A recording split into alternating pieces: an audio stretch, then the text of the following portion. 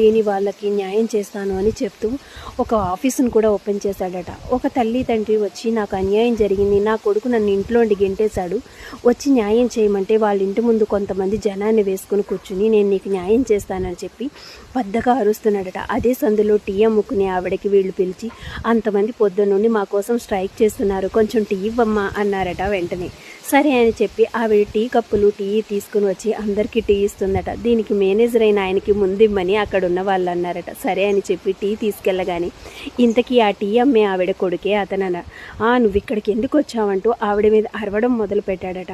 అక్కడున్న వాళ్ళంతా ఏంటి ఈవిడ టీ అమ్ముకుంటే ఇతనికి ఏమైంది అని అనుకున్నారట.